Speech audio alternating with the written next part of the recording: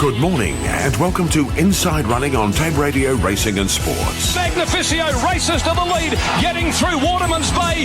Magnificio narrowly from Waterman's Bay. Our team will evaluate each race, interview leading contenders and update Tab Touch markets. But now Delicacy, here she comes. Delicacy under the 59 went to Neverland and Real Love Dark Musket. It's Delicacy against the inside. Sublime, brilliant, greatness in the cup. We trust you will enjoy this edition of Inside Running.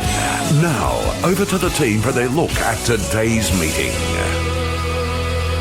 15 at the moment in Perth, heading for a top of 22, and there is a high chance of showers becoming less likely later today and the chance of a thunderstorm this morning or afternoon. However, down in the Peel is where we're racing, where showers in 22 also is the forecast. A bit of fog this morning and some showers less likely today with a thunderstorm possibly this morning and afternoon. So pretty much the same forecast, and we have a late scratching for Inside Running. So into the big boy chair now is Digby Beacham. Good morning. Good morning, Matthew. Great to be here for Inside Running, and I'm here with Scott Embry. No, Darren McCauley this morning. I believe Richard Bell is calling the meeting as well, as Scotty gives his nod of approval. So just the two of us this morning, Scott, and it is a little bit of a different Saturday, not just because of that, but because today we have 8 races, the first of many meetings throughout the winter months. Correct, it is. Good morning to you, Digby, to Maddie Mack, anybody tuning in, listening at home. Yes, that becomes the new norm for a little while now. We'll have only the 8 races on Saturdays from now until the 11th of October, which is the opening day at Ascot. So all the way through winter, just the 8 metro races on a Saturday. The strategy being that during this period, it's typically lower wagering, smaller field sizes, big wet tracks across the middle of winter. So do that. And then on the opposite side of things, once we get to some of those feature days from opening day at Ascot until Perth Cup Day, so all the way across the carnival, there'll actually be 10 races on those programs. So once we get back to Ascot, we're going to roll from 8 into 10 on a Saturday. Looking forward to that. And with everything that has been going on at Belmont, Pinjarra is going to do some heavy lifting, as is Northam and also Bunbury, Scott. That is the case. Obviously, we moved Pinjarra from Belmont today. We moved to Northam on Wednesday, and there'll be a decision to be made, you would think, in the next couple of days on what happens to that meeting next Saturday, currently programmed for Belmont. Next Sunday's programmed for Pinjarra. So a few different decisions to be made there in terms of logistics, but as we talked about on Wednesday, it's a period where we're going to have to be adaptable, we're going to have to be flexible. You'll see people travelling horses to places that they wouldn't normally go out of necessity, but I think we just have to weather the storm. Exactly right. Talking of storm, there is a little bit of weather around now. Pinjarra in the past 7 days has had 27 mils, 2 mils only in the last 24 hours. The rail is at 2 metres for the entirety today. The track condition is a soft 5. So there is the forecast of some scuzzy little showers going through the Peel region throughout the course of the afternoon, but as it stands right now, we are on a soft 5 surface. Matt, we might as well mix it up a bit today. We'll hook straight into race 1, which is for the 2-year-olds, and it is the Barragup Self-Storage Plate over the 1,000 metres. Our Naughty Secret is at $19, $2.20 to $2.35, Silent Diva, 6 into $4.80, Baby Pearl, Sound of Speed at $13, 21 into $11, Dust Aside, Canis Todo at 13, in from 26, 12 into 10 for Rotsalav, In Confidence at $7.50, and at 12 for Romance Calling. Scotty, we get to see Silent Diva back at the races off what was an excellent debut, it must be said. I was against the filly on that occasion. Egg on face, put the hand up there. She was terrific, and she's drawn the right part of this Pinjarra straight today. You're not wrong. You weren't the only one there either. I was Team Capitola going into that event, just thinking that it was hard to make ground at the Belmont 1000, which in the 2 races following it proved to be. Repossession from the Breeze and Rich & Co. from the Breeze as well. But she certainly has been one of the outliers so far. The only other Belmont 1000 that we've seen has then been Lord Shiva, who was way too strong for them, too quick for them. So she's somewhat won against the pattern, not just of the Belmont 1000, but of 2-year-olds on debut. You think 2-year-old debut winners, and you think they've probably settled at least close handy. But she's turned the corner near enough to last. And more so than that, when Brave Wasp came around her, she almost missed the boat.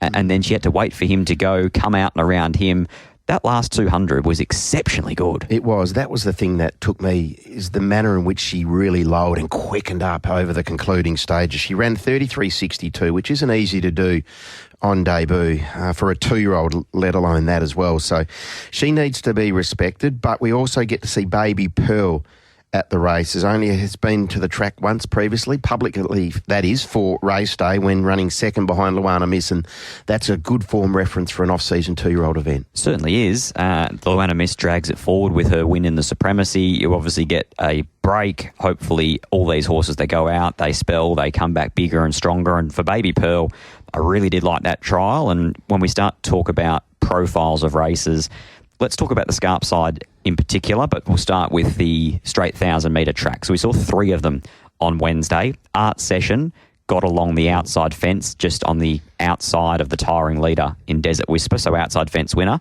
Magnique, she settled hard up, outside fence winner. And Flying Frankie, who settled right on top of the speed, just maybe 1.5 horses off that outside running rail. So it was hot on Wednesday, and so you probably come into this thinking that why wouldn't it be any different? Okay, I'll ask you this, and we've got a little bit of time today because it's just the 2 voices as opposed to the 3 out of 10 being exceptional. Our Naughty Secrets recent trial at Belmont. Our Naughty Secrets recent trial, I thought was very encouraging, but I'm wary of the wrong side of the straight, and I'm wary of 1,000 metres being too short. Okay, Baby Pearl's trial, when winning, beating Elite Enough. Loved it, and loved the fact that he's got, should I say, the speed to get across and put himself over the pace. Talking of speed, the 4 Sound of Speed's trial, 3rd behind Basset Hound. Just got a little bit lost late, hit the front, and then looked to stargaze a bit. Dust aside for Dion and Lakdar. Quite typical Dion Luciani, jump run type. Yeah, exactly, over the 1,000 metres. Canas Matoto, blinkers on, in the name of Roy, I think was trialling under Dion. And even in the weight shed, I think it may have even said Dion, so it goes across to Roy Rogers here. But I think the best part about that most recent 400, not just the time, broke 24 big tick, but Aberdeen Flyer is a raced horse that ran second. Last time you saw Aberdeen Flyer ran 3rd behind Strideaway and Do I Feel Lucky. Yeah. So not only trialled in good time over the 400, but beat quite a nice one that has race experience. All right, the Ganjimi Russian Revolution gelding, Rodoslav. You did love the second trial. That was the same Basset Hound Sound of Speed trial and really covered the ground nicely in the concluding stages, but probably doesn't quite have the speed early to hold a spot, so might be back in a bit of traffic. Okay, and Romance Calling for Luke Fernie and Stephen Parnham gets to the races on debut today off the back of a 400-metre jump out. Didn't think it was quite as quick as Roy Rogers' galloper, so potentially would have to do a bit of work to get to the spot that they wanted. In summation. Well, adding into that, we've talked about Silent Diva. The only one we haven't touched on is In Confidence. Did everything right on debut, was professional, has the outside fence, has to warrant great consideration. 2-3-8-7, going with Silent Diva. Think she can park just in behind them, look for that outside fence run and hopefully get the better of them late. 3 Baby Pearl to burn the candle at both ends, come out really running here. 8 In Confidence, has the race experience, has the barrier to advantage. And 7 Rostislav. 2, 3, 8 and 7 for me. Okay, 2, 3, 8, 7 for Scott. Similar for myself, 2, 3, 8 and 4. The point of difference here being Sound of Speed, who also has that Luana Miss form reference. I thought the recent trial was good behind Basset Hound, who I think is a 2-year-old with his level of talent as well. So 2, Silent Diva on top from 3, Baby Pearl, 8 In Confidence, the winner, and 4, Sound of Speed. Silent Diva is the tip. Scott, number 2, 387, repeating Digby 2 as well to beat 3, 8 and 4. 109 for the Tab Touch Share My Bet handicap on the Scarp side over the 1,000 with number 7 coming out and into $1.95 from 250 Prospectors picked. Let's Talk is out to 340 from 290. Lost Gravity 11 into 950. 21 Final Authority, 51 for Hafey. His Angelic is at 12. Down to One Plain Air, 7 out to 8. $23 from 14. Pacific Lady and Requisition is at 81. Okay, what do we do with Prospector's Pick, who I must admit I was very keen on the other day. Scott, he hit the bridle really hard, got keen and weakened to run 4th behind Rich and Co. And we'll talk about Rich and Co. a little bit later this morning. I think they ride him just slightly differently. I think that Willie Pike will be very keen just to allow one to go. So I look at this race and I think that he led last start, he saw that clear air, and as soon as they gave him a squeeze, he sort of ran his race from the opening of the barriers to the 600-metre marker. He just charged. So I think today they come into it with the idea of allow Let's Talk to find the outside fence, allow Lost Gravity to run in front of you if that's the way that they ride him, and then just park sort of second or third in behind them. So I think today on Prospector's Pick, it's always hard to tell, even in the vision down the straight where they're actually settling. It'd be a nightmare to call them.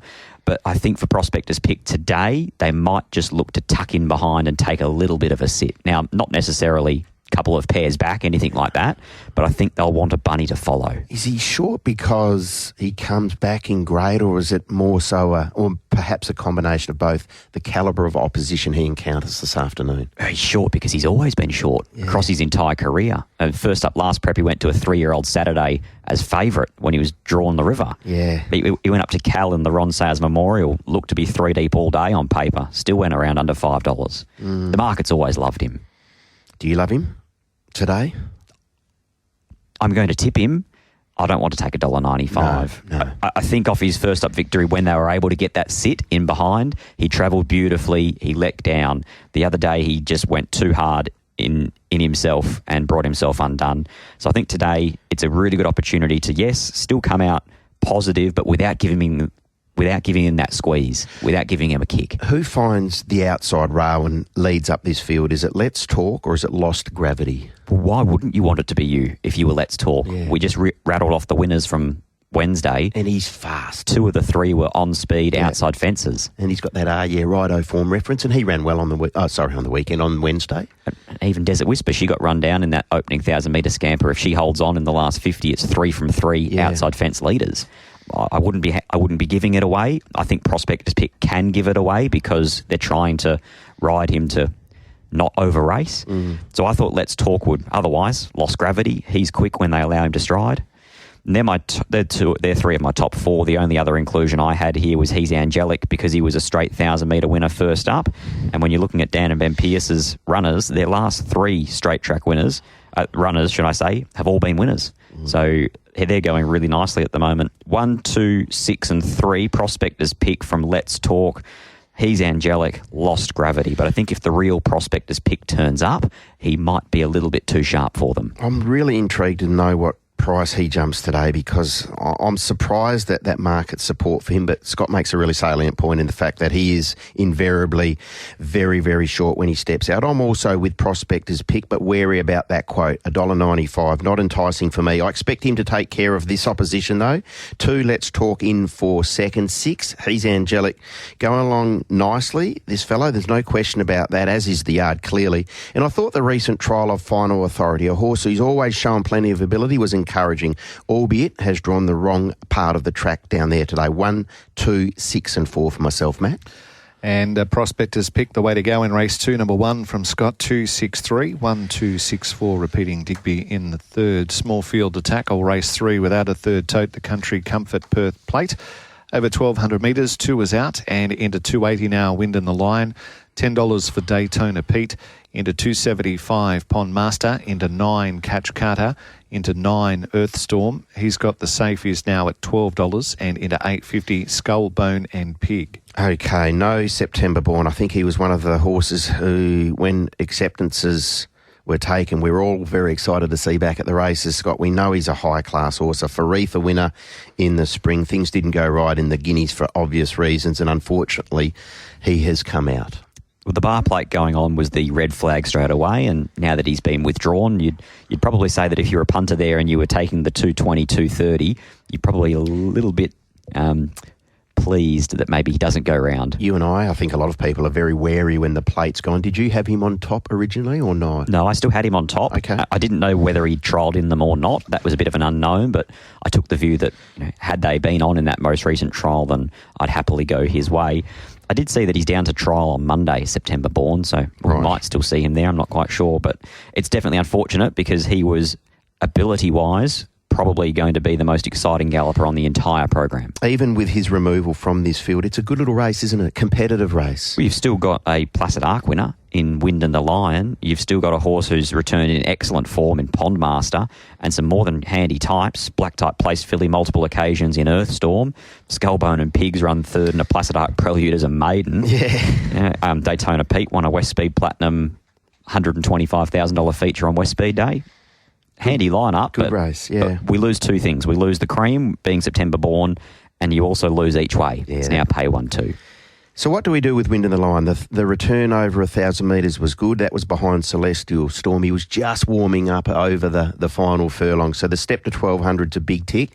He has to carry the 60 today, though. I know that as a 2-year-old, he won on debut over 1,000 metres and he won it by 3. And at that stage, there's not a lot of option around for him. He's a 1,000-metre horse, 1,000-metre race. I truly believe this time in that Wind in the Line is wanting further. Yep. I think he's trialled like that. I thought he raced like that first up. So he got a big tick from me first up over the 1,000. I thought it was too short for him and I thought he did a super job to hold his own. I think he'd be better here at 12. I'd be shocked if he didn't find himself in a raconteur. And I think from there he goes to a Belmont Guineas. I think he looks for a mile now. Yep, I agree with that. Pondmaster last week, things didn't go right when the gates opened. Was still pretty good regardless. It's always an interesting one, isn't it? On the boys on Racing Rewind, I'm sure, copped a couple of texts there. His gate didn't open at the same time as the rest of the field, so he was clearly inconvenienced. He didn't miss the kick. You don't put it down as a characteristic. He was inconvenienced, but of course, according to the rules, he runs second, so he is declared a runner, as he should be for the connections. They still want their second prize money. Yep. But you do feel a little bit left behind as a punter, especially when he went around $1.80. Yeah, exactly. Earthstorm first up behind Repossession I thought was fair. And Daytona Pete, we had a good chat to Steve Wolf yesterday morning. Shades on. He was under pressure a long way from home the other day. His trial was okay. Oh, the first up run... maybe? Yeah, well, okay. The first up run was all right. I'm just wondering whether he's come back in excellent order. I'd suggest at the moment, off the evidence we've seen, no, but we get to see him again, shades on, low draw. Off that trial, it looked like he blew out late. Yep. It looked like he really needed it. Yeah. It went to the first up run, you thought, same thing, just needed it. Second up, I followed through into Daytona Pete. I thought he was plain. Didn't travel. No. Did not travel. Hopefully the shades make a difference there. Yeah. But I now at the point with Daytona Pete where it's very quickly, but I need to see him do it again just to remind us. What about Skullbone and Pig? He's still a maiden, no trial. It's one of Luke's tricks. We know that he can get a horse to the races, and for that horse to run very well without the benefit of a jump out, he's got some serious X factor, this horse. Remember when he booked James McDonald to ride him in the Guineas? Yeah. From 1,000 to a mile second up? Yeah. And that run in the Placid Arc Prelude off a modest tempo. It was a modest tempo set that day. It was very, very good. I didn't know what to do with him. He's real X factor, but he also probably flops out of the gates and settles last in the field of 7. So he'll have to be pretty sharp to round them all up. But I think he is pretty sharp. Catch Carter was a strange one. Yeah. He another one that didn't travel last start. He was in the breeze, then he looked gone, then he came again in the last 100. I wasn't quite sure what to make of that. So I pushed him out and down the order. Earthstorm, to answer your question, I think if you just take the view that she's there as a glorified barrier trial, it's a good way to start your prep. And I think the 12 is going to be far better for her than the 1,000, and perhaps even beyond that. I think she'll be getting out over a bit further than this today. And I'm going to tip the horse that we haven't talked about yet, the outsider of the field. Okay. I'm going to put He's Got the Safe on top. Right. I think he's pretty good, and I think that the market hasn't clued onto it. I think he's probably harshly judged because he's only won the once from 7. But when you consider that his victory, his maiden victory, he beat Pondmaster, who he meets 2 kilos for beating him home that day. Then he went to a Class 1 at Bunbury where you couldn't make an inch of ground and still got within 3/4 of a length of Storyville, who went on a winning spree. Then he went to a Saturday event. He nearly dead heat with Elite Missile. You know how good he is. Yep. They gave him a freshen up, produced first up, no trial at 1,000, finished 2 lengths off Want to Winner. Want to Winner's undefeated. He could be a very nice horse. And then he went back to a midweeker, copped the 60. That was a disappointing run, no doubt. Beaten 3 1/4 by Nicely Played, but Amaru Star ran second and they just ran him off his legs. I just didn't think that from the body of work that he produced so far in his life, he deserved to be the outsider of the field. So 7 for me, real point of difference. He's Got the Safe. 1 Wind in the Line, loved his return to racing. 4 Pondmaster, returned in sensational order this time in. And 8 the X Factor runner in Skullbone and Pig.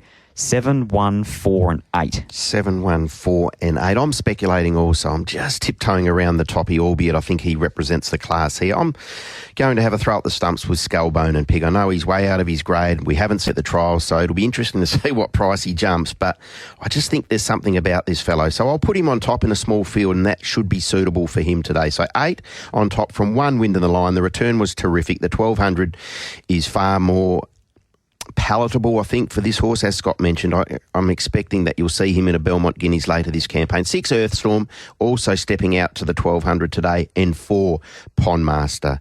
8, 1, 6 and 4, Matty. So we'll get a recap of those numbers, and then we'll get some sponsors' messages and come back and look at race 4. He's got the safe, $11. Number 7 is Scott's Tip, 148 the minor, and Digby is with 8, which is Skullbone and Pig at the $8 to beat 1, 6 and 4. It is 27 past 8 now. Welcome back to Inside Running. It's just ticked over 8:30. You're with Digby Beacham and Scott Embry, and we are looking at this 8-event card down there at Pinjarra, and we're up to race 4, Matt, which is the high gain handicap over the 2,200 metres. 11 Desert Sleeve is a scratching. Yes, you heard that right, punters. The 4th we're up to. Grand Reserve is at $7 out from 5, 10 into $7.50 for Dennis Shue. Famous Dane at $2.65, just trimmed up a bit. 12 into 9, I'm Crafty. I'm Napodi at 11 from 15. 13 for Dutchies to Merit. BJ Boy is at 11. After opening at $8.50. 71 Admired. Angel Shame at 31. Half a point into $7.50 Bondi Bay. And we skip down to Norma's Stars, who's at 23. So, Scott, what do we do here with what appears to be an open affair if you remove a horse who's pretty firm in the market, that being Famous Dane? Yeah, the old weather forecast got me again here. Yes, why? How? Famous Dane as a wet tracker? Well, yeah, so obviously I took that view last start, sort of stuck the neck out, made him lay of the day, $1.70, runs third, happy days, and then I see acceptances here, I see the weather forecast, and I think I can do a full backflip here and become a Famous Dane fan, because we're going to get a soft 6, soft 7. As it stands, 2 mils of rain in the last 24 hours at Pinjarra, soft 5.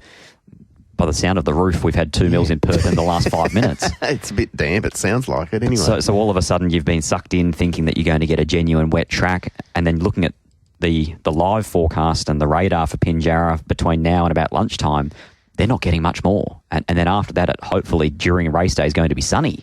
Just looking at a radar now, there appears to be a bit sort of crossing through that Peel region, or looking like it's going to go through Pinjarra. But again, we'll wait and see what happens there. I think one thing we do know, though, with these showers around and the little bit of rain that has already fallen, you're going to be on a genuine soft track. It's not just tipped over into the 5. It's going to be 5, maybe even a 6. Whereas for Famous Dane, I was probably more hoping for a 6, pushing a 7. Yeah. Because that day that he went down to Albany, he struck a soft 6. The time figures out of that meeting say that the track was closer to an 8, especially later in the program, and he just travelled when everything else didn't. So I've definitely formed the view that Famous Dane is an out-and-out wet tracker. Even if you watch his 1,200-metre maiden victory, it was on a 6 that day as well. He just looks like he gets through it much better than other horses. So, look, I'm Team Famous Dane, but nowhere near as potentially strongly as I thought I could have been, because, plain and simple, the track's unlikely to be as wet as what you may have thought. Is there a discrepancy here in the prices, Scott? And I might be telegraph. Between? Or just in general? Famous Dane and Dutchies Demerit. Maybe days since last win? Yeah. Maybe Pike v Lactar? Yeah, well, Dutchies Demerit doesn't win out of turn, but one is $2.65 with Tab Touch. The other is $13. They went across the line together the other day. Oh, and if anything, Dutchies was a better run. Yeah, I actually went that way.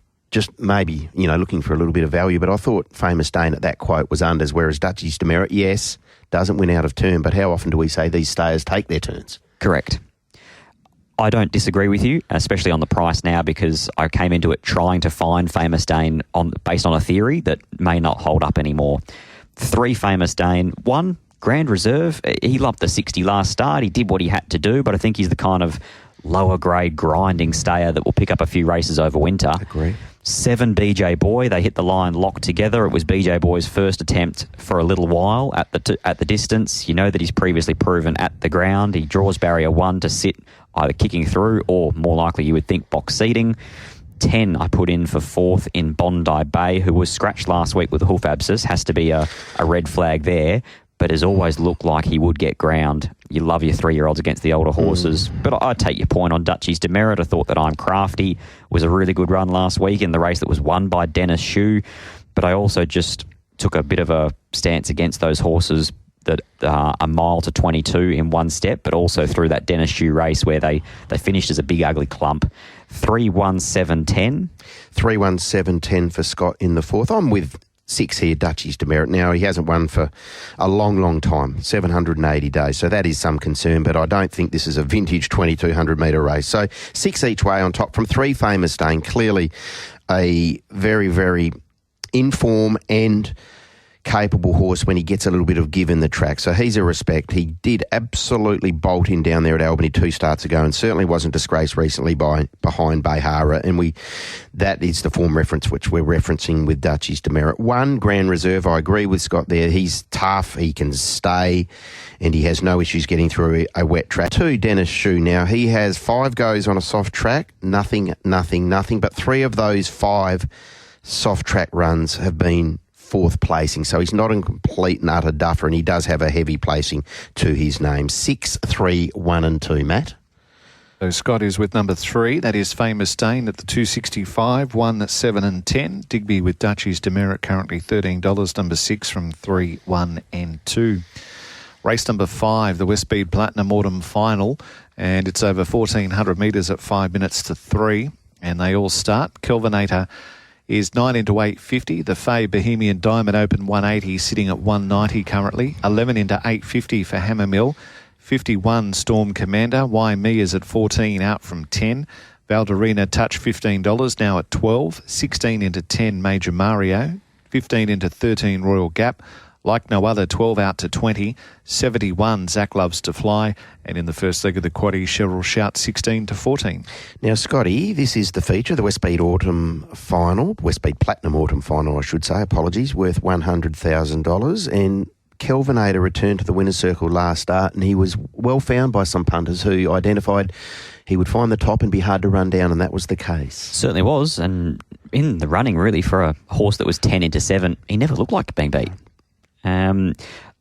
Reading into it too, just trying to figure out or sell yourself on why he put in that one dodgy run, because everything else in his prep had been good. The first up run over 1,000 metres, he drew 8 of 8, he crossed to the breeze.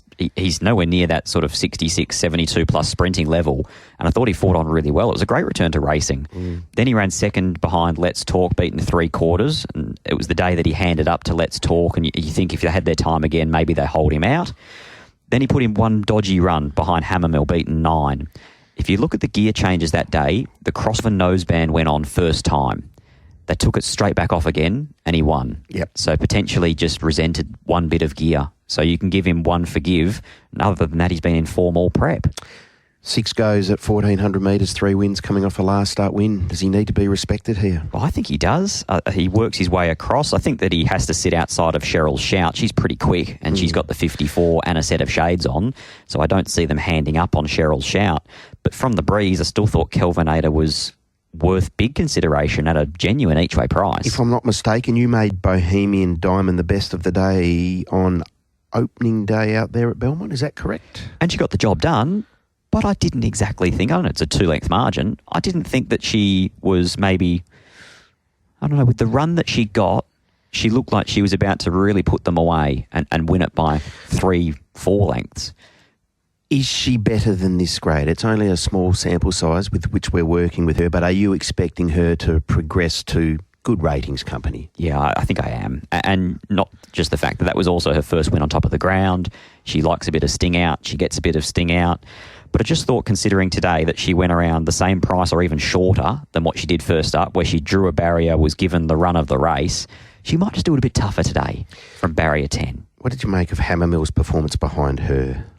Solid, wanting a bit further, gets a bit further. Yep. Drawn off the fence probably helps her as well. All right, leave us with your numbers in the feature, which is the Westspeed Platinum Autumn Final, race 5 at 255. I'm no knock on Bohemian Diamond, just the $1.90 didn't get me, so I went each way with Kelvinator from the breeze. 1 on top for me from 2 Bohemian Diamond, 8 Royal Gap. I thought he was an outstanding run behind Bohemian Diamond last start. And 3 Hammermill, 1, 2, 8 and 3. Okay, I've sided up here with the favourite Bohemian Diamond. I thought the trial leading into the first up run was good. She'd be fitter again today. It's a tricky gate for Brad Pum to navigate, no question about that, but he is riding in excellent form. So 2 on top from 1 Kelvinator, your leader, 3 Hammermill, and 7 Major Maria, who gets the shades on today from a low draw, does no work. 2, 1, 3 and 7, Matt. Kelvinator from Scott at 8.50, number 1, to beat 283. And Digby with 2, Bohemian Diamond at 190, 1, 3 and 7 in race number 5. Leg 2 of the quaddie at 3:30, the Tab Touch. Have you got the Touch handicap? They go 1,000 metres with number 9 coming out. And Charlton Eddy is at 51. Hell I Am 10. Beads 31. 13 Duchess of Gossip. Hanshies at 10 out from 8.50. Rachenko 220 from 260. Celestial Storm opened 270, got out to 340, is now at 320. Sharino at $13 from 16. With 9 out, Oracle Sun is at 20 and 51 for Rupert's Empire. Good race this, Scott. Good race. It is very, but I also thought it might bring up the best on the program. Okay. Explain. I just think Rachenko has always shown that he's well and truly above average, but I just think that this time in, he's come back a little bit more rounded in how he goes about it. There were days last preparation where he would just over-race incredibly badly and bring himself undone, a little bit like Prospectus Pick did last start. And then they tried to sit him to try something different. He showed that he's more than capable of doing that when he charged home into third behind All Play over 1,100. But this time in, first up, they didn't really want to lead, but they drew barrier 1. There was no other speed, and he was very good in doing so. Second up, they allowed Prospectus Pick to go in front of him. He tracked up, and then he just put them away. I'm very impressed with what I've seen so far from Rachenko. I thought today, drawn the barrier that he is, they would also allow him to find that outside fence, and that's where you like to see 1,000-metre straight horses. Will he have Celestial Storm to his side? Probably. Yep. But I still thought from there, comparing the pair, Celestial Storm, well supported late, got the job done first up. Think he beat a nice 1-2 and think she beat a nice 1-2 in Wind and the Lion. Yeah.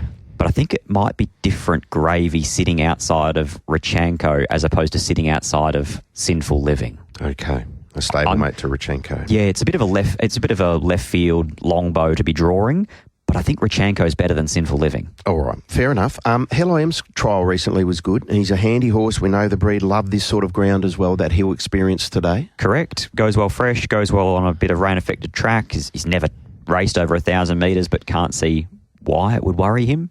Got some nice form lines. I just thought that maybe the other two might be a bit sharper than him. Okay, Duchess of Gossip and Hanchy haven't won for a little while, but we know they're very good on their day. Hanchy's issue for me is, yes, outside fence good, getting back, waiting for a run, not ideal. A bit like, was it Pure Excess, Danny Morton's 2-year-old? Beautiful ride. I loved it from Willie Pike. Yep. Drew the wrong side, dragged straight back, got to the outside fence, but then just had to wait and wait for a gap to appear. And Duchess of Gossip, similar story. She can miss away from time to time. Just not convinced that she's got the burst of speed necessary to gun them down over 1,000. Good to see Torino back at the races. I've got a bit of time for this horse. Yeah, he's a genuine watch. Has to be. Off the freshen. He's 8 weeks between runs. He won that Max Simmons stake beating West Star off the exact same spacing. He was 8 weeks between runs that day, so you know that you can get a run out of him fresh. The other thing about Celestial Storm too, she's a Class 1 winner over 1,000 metres at Flemington. So don't forget, she's a straight track winner. Yep, exactly right. Exactly right. All right, now you have telegraphed your selection. You've got Rachenko as the best of the day for you. Yeah, I'm bullish on him to lead up against the outside fence and get the job done. He's a soft 6 winner. He's a leader against the outside fence. I'm not big on betting into 1,000-metre straight races, but the only time I tend to do so is when I can find a horse I think leads against the outside running rail, and I'm confident that that's him. 6 Rachenko, 7 Celestial Storm, 2 Hell I Am, and 8 Chirino. 6, 7, 2, 8. I will take an alternate view, respecting Rachenko. Clearly, he's in excellent order. The yard's going well, but he just looks at a really untapped animal. So, full of respect for Rachenko, but I just thought Celestial Storm went to the races off no trial, was good, ran decent enough time. You'd think she's come on since then, respecting of her. So 7 on top from 6 Rachenko, 2 Hell I Am. Have a bit of time for this horse. He's a genuine watch for me, and Hanchy, expecting he'll be flashing late, albeit he's going to be in an awkward spot at about the furlong, you would think. 7, 6, 2 and 5. Matt? Number 6 is Scott's Tip, Rachenko at 2.20, 7, 2 and 8. Diggers with 7, Celestial Storm at 3.20 to beat 6, 2 and 5. That is a look at race number 6, 8:45. 2 races to go, plus the best and all the other paraphernalia soon. Better start fading that one down now, Diggers.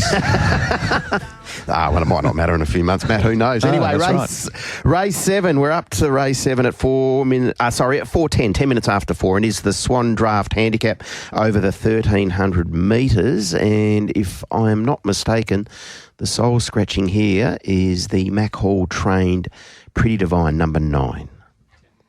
$10 for Another Strike from 12, 21 for Art of Sabrage. Platinum Shot is 11 into 9, 440 to 4.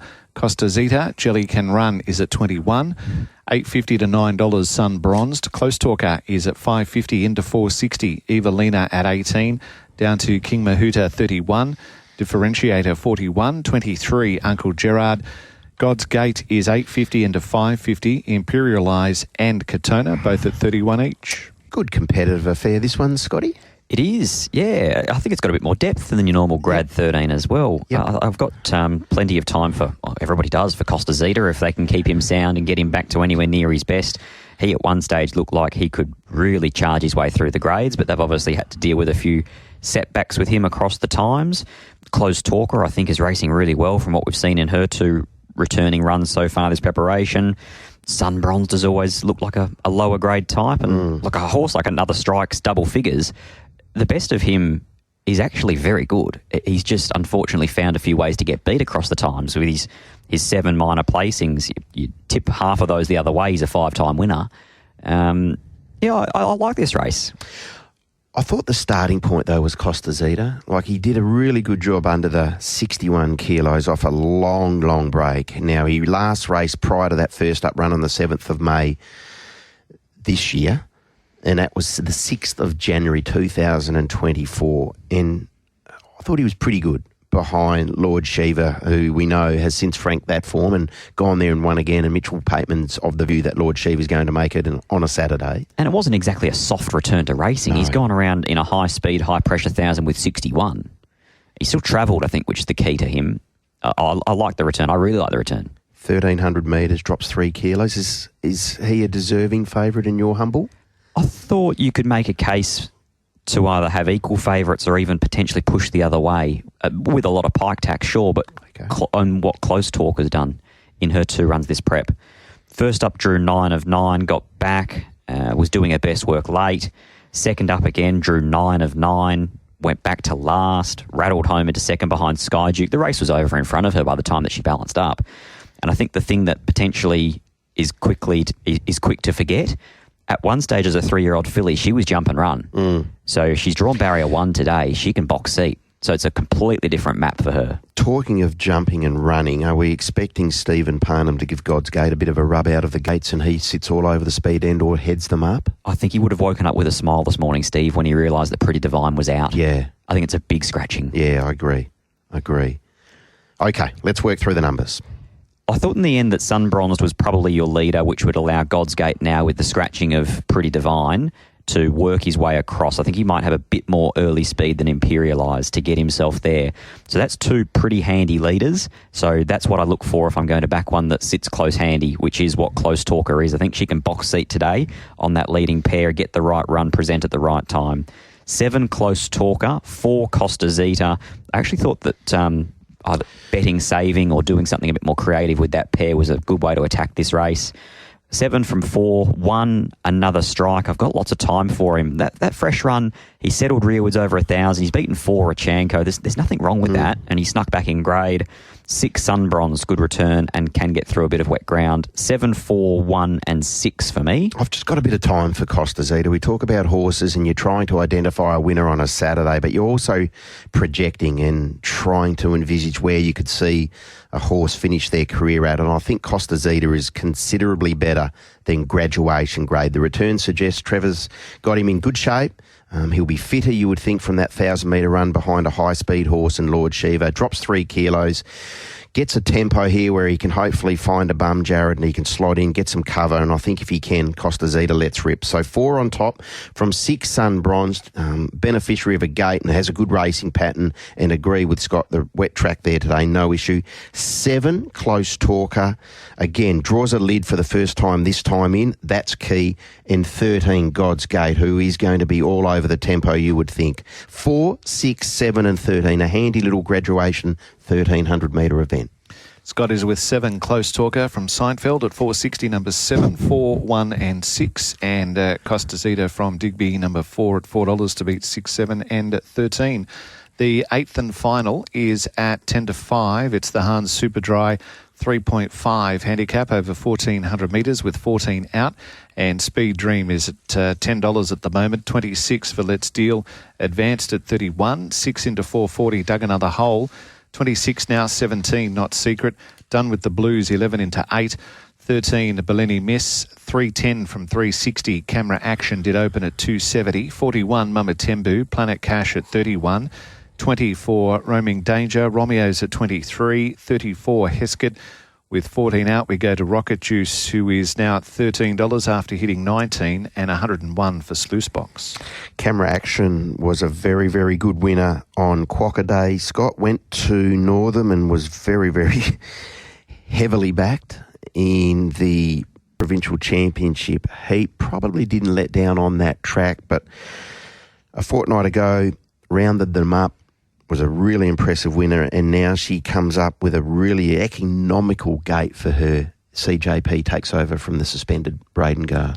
I'd probably argue that regardless of where she's drawn, she's always going to settle in a similar spot. Yep. So potentially barrier's not that important to a mare like Camera Action. What I would say, though, and I can hear in your voice that you're going to be fairly bullish on the chances of Camera Action, she would still need to improve again. This is a much better lineup than the provincial championship final squad that she met that day. No doubt. Yeah, I can understand. I'm full of respect for her. I probably, in a field like this, wouldn't want to be taking much shorter than $3. No. I just like the fact that she can quicken up. And I know she's had the one run on a soft, but she's a shooting to win out of a Mertial mare, so I'm no issue there. I just think that these mares in form, and she's very much in form for mine. I think, again, we're talking about horses and where they're going to get to.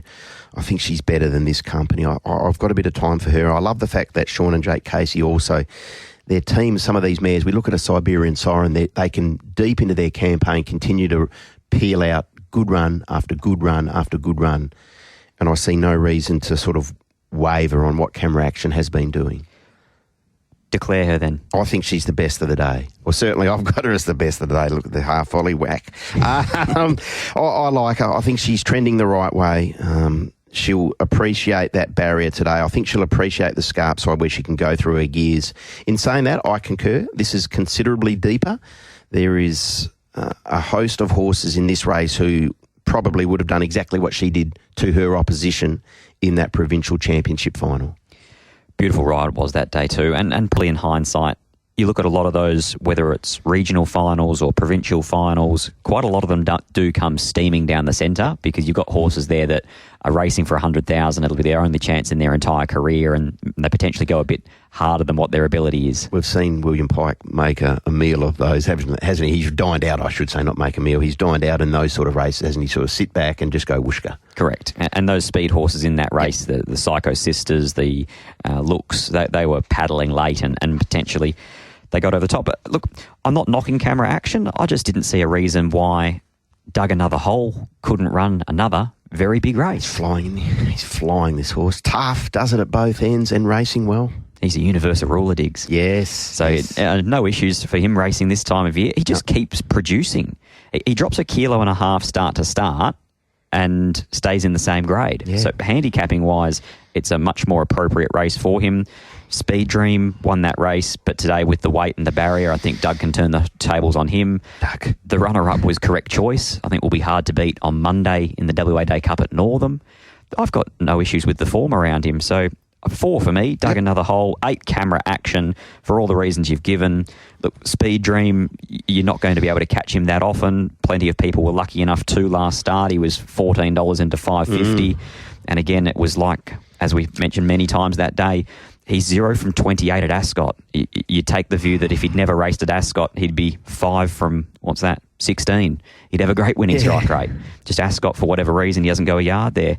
6 done with the Blues. She's only missed the money once in her life first up, and that was the day that she was eased down and got beaten 20 lengths. So other than that, she's got a fairly unblemished, fresh record. And the trial there was beaten 2 lengths, but looked to be really travelling.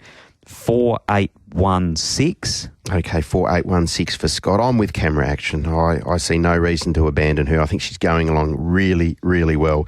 Gets the services of a very much informed senior in CJP today. 56 kilos. That'll do me. 8 on top from 4. Dug another hole. You know where he's going to be in the run, respecting of what Neville and Brad have been able to do with him this time. In 10, Planet Cash, forgiving of that recent run, Genuine Excuses, and 1 Speed Dream, but very keen here. The 8 Camera Action, 8, 4, 10 and 1. Matt?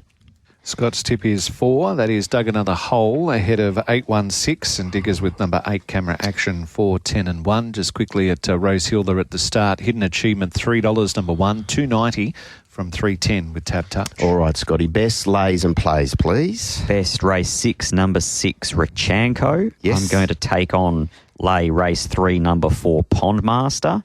And my play will be a pair of doubles through Rachanko, but into the same race. So race 6, number 6, Rachanko into Close Talker, 10-10 the double. And in the same race, race 6, number 6, Rachanko into Costa Zeta, 880 the double. Okay, my best, race 8, number 8, Camera Action. My lay, like Scott, is Pondmaster, and my play, waiting until later in the day, Costa Zeta in race 7 into Camera Action in race 8.